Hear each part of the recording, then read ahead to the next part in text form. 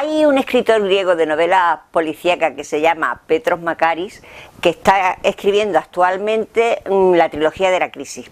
En la primera de ellas, que se llama Con el agua al cuello, vaya titulito, pues resulta que el protagonista apoya muchísimo a España, pues cuando los partidos de fútbol, por ejemplo, España, o también dice que se va a comprar un coche español, un SEAT, porque dice, su razonamiento es que los cerdos nos tenemos que apoyar unos a otros. Bueno, ¿y qué es eso de cerdo? Pues cerdo es el acróstico de la palabra inglesa pigs, que con las iniciales de los países más afectados por la crisis: Portugal, Irlanda, Italia, Grecia y España, Spain, que empieza por ese. Bueno, eso de que nos llamen cerdos no es que me guste mucho, pero si eso sirve para que nos compren más productos, pues bendito sea. Y es que las crisis traen unas consecuencias a veces muy extrañas. En realidad, la palabra crisis significa cambio, pero cambio con un matiz, con un punto de incertidumbre. Vamos a ver, una enfermedad puede terminar por lisis, que es de una forma gradual, o bien por crisis, que es un cambio brusco, pero este cambio puede ser positivo o negativo. O también tenemos la crisis de la adolescencia, que vamos, para incertidumbre no hay más, porque no sabemos por dónde nos van a salir. Pero cuando hablamos de crisis económica, sí tiene ya una connotación claramente negativa, porque la crisis económica es el final de un periodo de recesión económica, y ya en su momento más bajo, digamos así.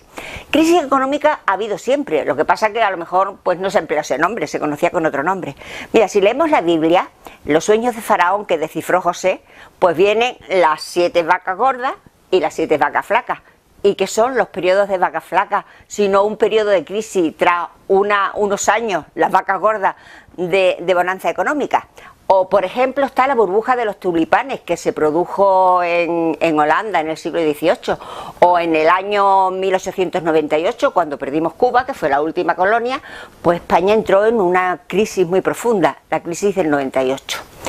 Pero las crisis, en el siglo XX son las crisis que más conocemos, pues después de la Primera Guerra Mundial, la crisis inmobiliaria que ha habido en países pues como desde Japón hasta los países escandinavos, pero la más famosa de ellas es el crash de la bolsa de Nueva York de 1929. Pero claro, y la crisis actual, que empezó en 2008, que la característica que tiene a lo mejor esta crisis es que afecta a muchísimos países, pues con eso de la globalización y el efecto dominó, pues cuando estornuda en Nueva York resulta que cogemos la gripe el resto del mundo, por poner un ejemplo, porque estamos todos muy conectados en esta época actual.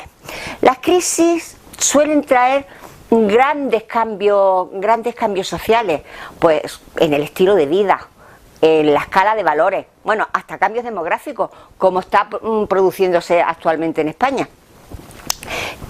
Por poner dos ejemplos, la crisis económica que tuvieron los países que perdieron la Primera Guerra Mundial, particularmente Alemania, que entró en una profunda depresión económica, hizo surgir en ella un fuerte sentimiento de nacionalismo, que de alguna manera se piensa que originó el partido nazi. En España, tras la crisis del 98, surgió una magnífica generación literaria, la generación del 98. Países diferentes, diferentes respuestas. ¿Y cuál sería la solución de la crisis? Ay, Dios mío, si yo la tuviera. Pero bueno, los expertos analizan, barajan un amplio abanico de soluciones. Y parece, según dicen, que la más acertada sería una muy técnica, que consistiría en que los intereses fueran menores que la inflación. Esa solución parece que sería la forma mejor de salir de la crisis. Aunque también porque dicen que el ahorro pues da una tendencia bajista al no haber consumo. Y por el contrario, el aumento del consumo, que ha servido para salir de otras crisis, pues en este caso no sería lo indicado. Bueno, eso dicen los expertos. De todas formas, también hay soluciones muy peregrinas, porque hay quien dice, bueno, pues para no endeudarnos, para salir de la crisis y que el país tenga dinero, pues no pagar las deudas, pues vaya solución. Pues también hay quien dice, por ejemplo, que aumentando los nacimientos o volviendo a la agricultura y a otras actividades del sector primario, que los países se dedicaran más a eso, que ahora con la industrialización parece que se han dejado un poco de lado. En fin, doctores tiene la Iglesia, pero yo me quedo con la frase que decía Einstein, que Einstein era mucho más que un premio Nobel de Física, era un hombre con unos conocimientos y unas inquietudes muy amplias.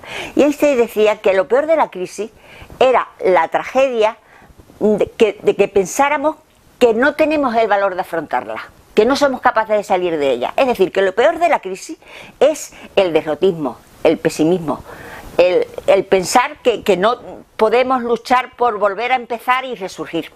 Así que, en resumen, parodiando la entrega de los Oscars de 1982 y en mi macarrónico inglés, diré: The winner is volver a empezar. Y es que no hay otra.